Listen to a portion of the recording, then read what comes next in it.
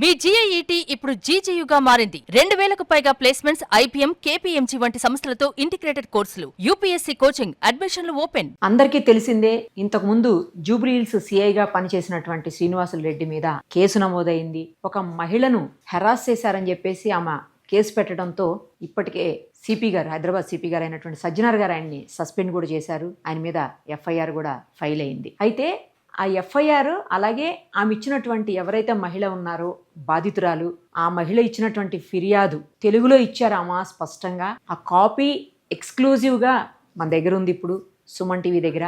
ఒక్కసారి అందులో అసలు ఆవిడ ఏమి ఇచ్చారు, ఏ సెక్షన్స్ కింద ఆ XCI మీద కేసెస్ పెట్టారో కూడా మనం ఇప్పుడు చూద్దాం. దాదాపు 14 సెక్షన్స్ మీద అతని మీద కేసు నమోదైంది.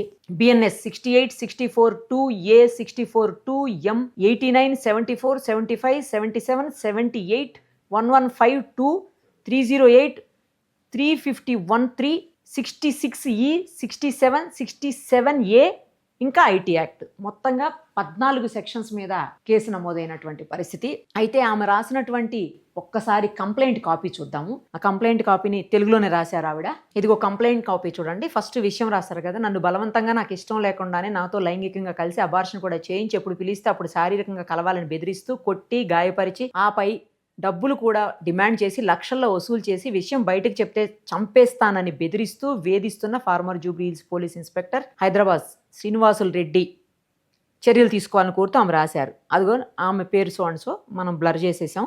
తర్వాత విక్టిమ్ కనుక, నా కుటుంబంతో కలిసి బీరంగూడలో నివాసం ఉంటున్నాను. మా ఇంట్లో జరిగిన గొడవల కారణంగా 2021 డిసెంబర్ నెలలో స్థానిక అమీన్పూర్ పోలీస్ స్టేషన్కి వెళ్ళాను. అక్కడ స్టేషన్ హౌస్ పోలీస్ స్టేషన్ ఆఫీసర్గా పనిచేస్తున్నటువంటి శ్రీనివాస్ రెడ్డిని కలిసి నా ఫిర్యాదు అందజేశాను. నా సమస్య విన్న సిఐ నాకు న్యాయం చేస్తానని చెప్పారు. దీన్ని ఆసరాగా చేసుకున్న సిఐ శ్రీనివాస్ రెడ్డి ప్రతిరోజు నాకు తరచుగా మెసేజ్లు, ఫోన్లు చేసి న్యాయం జరిగిందా లేదా అంటూ మాట్లాడుతూ వచ్చాడు. ఒక పోలీస్ అధికారిగా నేను కూడా అతని ఫోన్ కాల్స్కి భయపడి సమాధానం ఇచ్చేదాన్ని. వెంటనే మా ఇంటి అడ్రస్ తెలుసుకొని మా ఇంటికి సిఐ నేరుగా వచ్చి నీతో ఒక విషయం పర్సనల్గా చెప్పుకుందాం అని వచ్చానని చెప్పాడు. ఏంటి సార్ అని అడిగితే ఏమీ అనుకోవద్దు, మీరంటే నాకు చాలా ఇష్టం అని, మీతో మాట్లాడకుండా చూడకుండా ఉండలేకపోతున్నానని చెప్పాడు. సార్ నాకు కుటుంబం ఉంది, నన్ను ఇబ్బంది పెట్టొద్దని అతనికి చెప్పినాను. సరే నా ఇష్టాన్ని నేను చెప్పినాను. నేను సిఐని, నాకు నువ్వు ఓకే చెప్పకుంటే ఎలా వేధించవచ్చో నాకు తెలుసు అని చెప్పి వెళ్ళిపోయాడు. ఆ తర్వాత సిఐ మాటలకు భయపడిన నేను అతడు చేసే మెసేజ్కి, కాల్స్కి సమాధానం ఇచ్చేదాన్ని. దీన్ని ఆసరా చేసుకుని సిఐ శ్రీనివాసులు అతని KPHBలోని ఇంటికి నన్ను రమ్మని పిలిచాడు. ఎందుకు సార్ అని అడిగితే నీకు మా ఇల్లు చూపిస్తానని, మీకు తెలిసిన వ్యక్తిని కాబట్టి నా ఇల్లు చూడాలని చెప్పాడు. నేను రాను సార్ అని చెబితే సరే నేనే మీ ఇంటికి వస్తానని చెప్పడంతో అతని మాటలకు భయపడి KPHBలోని అతను ఉండే ఫ్లాట్కి వెళ్ళాను. నేను అతని ఇంటికి వెళ్ళేసరికి ఇంట్లో ఎవరూ లేరు. నేను వెళ్ళగానే ఆ ఇంటి డోర్ తీసి తన ఇంటిలోని ప్రతి రూమ్ను చూపించాడు. ఆ తర్వాత నా పక్కన కూర్చొని నాకు ఇష్టం లేకుండానే నా శరీరంపై చెయ్యి వేస్తూ ముద్దులు పెట్టి అసభ్యకరంగా ప్రవర్తించాడు. దీన్ని నేను తిరస్కరించినా అతను వినకుండా తన బెడ్రూమ్లోకి తీసుకువెళ్ళి నేను దగ్గరవుతున్నానంటూ మాటలు చెబుతూ నా అనుమతి లేకుండా నన్ను అక్కడి నుంచి గట్టిగా కదలనీయకుండా చేసి నాతో శారీరకంగా కలిశాడు. నేను ఏడ్చుకుంటూ నా ఇంటికి వచ్చేసాను. అప్పటి నుంచి ప్రతిరోజు ఫోన్లు చేసి మెసేజ్లు చేసి నీతో నేను శారీరకంగా కలిశాను, విషయం ఎవరికి చెప్పొద్దని బెదిరిస్తున్నాడు. ఇటు విషయం మీ కుటుంబ సభ్యులకు చెప్పి నేను ఏ విధంగా నిన్ను బ్లేమ్ చేయాలని చెప్పి బెదిరించాడు. నాతో శారీరకంగా పలుమార్లు బలవంతంగా కలవటంతో నేను సిఐ శ్రీనివాసులు రెడ్డి ద్వారా గర్భం కూడా దాల్చాను. ఇందుకు సంబంధించి తేదీ, ఆమె డేట్ కూడా మెన్షన్ చేశారు. 24న మదీనాగూడలోని అంకురా హాస్పిటల్కి వెళ్ళి చెకప్ చేయించగా గర్భం వచ్చిందని తెలుసుకొని హాస్పిటల్ వాళ్లతో శ్రీనివాసరెడ్డి మాట్లాడి నా గర్భంను బలవంతంగా తీసివేయించినాడు. మళ్ళీ కొన్ని రోజుల తర్వాత అబార్షన్ అయిందా లేదా అని తెలుసుకునేందుకు బాచుపల్లిలోని మమతా హాస్పిటల్కి కూడా తీసుకువెళ్ళాడు. ఈ విషయం నా కుటుంబ సభ్యులకు చెబుతాను అనటంతో నీది నాది ఒకే ప్రాంతం, మీ ఇంటి దగ్గర నీ పరువు తీసేలా చేస్తాను, ఇక నేను చెప్పినట్లు వినాల్సిందే, నాకు ఎప్పుడు నీతో శారీరకంగా కలవాలనిపిస్తే కలవాల్సిందని బెదిరిస్తూ ఇప్పటి వరకు అనేక సార్లు నన్ను శారీరకంగా కలిశాడు. పలుమార్లు ఎదురు తిరగటంతో నన్ను తీవ్రంగా కొట్టి నోటితో కొరికి రక్తం వచ్చేలా గాయపరిచాడు. అతను అమీన్పూర్ పోలీస్ స్టేషన్ తర్వాత హైదరాబాద్ సిటీలో SR Nagar traffic police station సిఐగా పనిచేస్తున్న సమయంలో నన్ను SR నగర్కి పిలిపించి మెట్రో స్టేషన్ కింద అందరి ముందే నన్ను నడి రోడ్డుపై కొట్టాడు. అంతేకాకుండా నాకు తెలియకుండా నా అభ్యంతరకర ఫోటోలు తన సెల్లో తీసుకొని దాచిపెట్టుకున్నాడు. ఈ మధ్యన ఈ విషయం మా ఇంటి వాళ్ళకి చెబుతానని చెప్పడంతో నీవు నాతో పడుకున్న వీడియోలు, ఫోటోలు తన దగ్గర ఉన్నాయని, అవి మా ఊర్లో అందరికీ చూపెడతానని చెప్పడంతో నేను భయపడిపోయాను. అలా చేయొద్దని బ్రతిమాలటంతో నా భర్తకు విడాకులు ఇచ్చేలా కోర్టులో పిటిషన్ వేయాలని చెప్పి బలవంతం చేసి కోర్టులో పిటిషన్ వేయించాడు. ఇవన్నీ నా కుటుంబంలో తెలియకుండా ఉండాలంటే అతను చెప్పినట్లు చేయాలని, కోరినంత డబ్బు ఇవ్వాలని బ్లాక్మెయిల్ చేశాడు.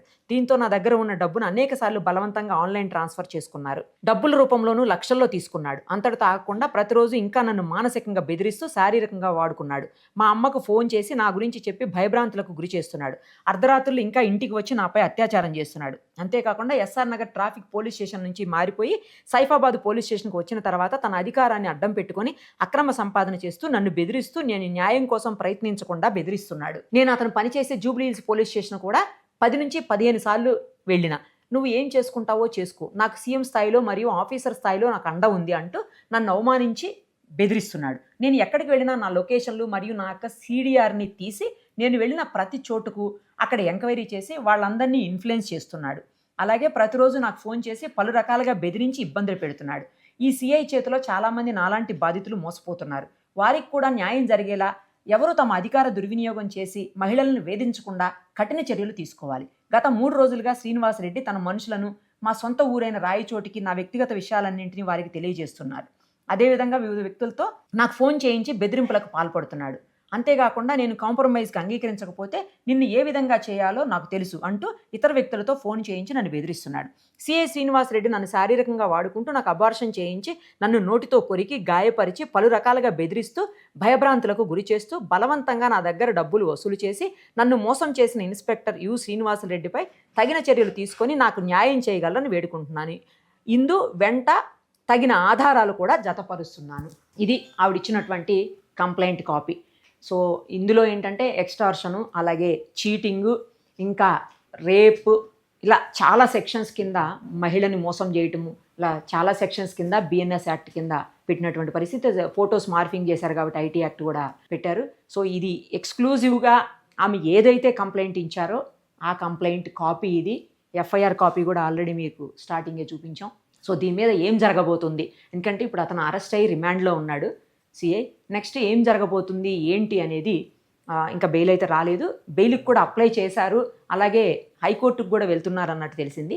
సో ఏం జరుగుతుంది ఏంటి అనేది ఇంకా కొన్ని రోజులైతే కానీ మనకు పూర్తి సమాచారం రాదు ఈ కేసులో. కానీ నిజంగా ఒకవేళ బాధిత మహిళకు గనక ఇవన్నీ ఉంటే, అంటే ఏం జరిగింది ఇక్కడ అన్నీ మనం చూసాం. ఆమె స్పష్టంగా ఏమేమి ఆమె ప్రాబ్లమ్స్ ఫేస్ చేసిందో అందులో క్లియర్ కట్గా రాసుకుంటూ వచ్చారు, చెప్తూ వచ్చారు ఆవిడ. సో ఈ ఒకవేళ ఇప్పటికే సస్పెండ్ చేశారనుకోండి వేరే విషయం. ఒకవేళ ఇవన్నీ కనుక ప్రూవ్ అయితే మాత్రం అతనికి చాలా కఠిన శిక్షలు పడేటువంటి అవకాశం ఉంది. చాలా సెక్షన్స్, దాదాపు చెప్పాను కదా ఇందాక 14 సెక్షన్స్ని యాడ్ చేశారు. సో ప్రూవ్ అయితే మాత్రం చాలా పెద్ద శిక్షలే పడేటువంటి అవకాశం ఉంది.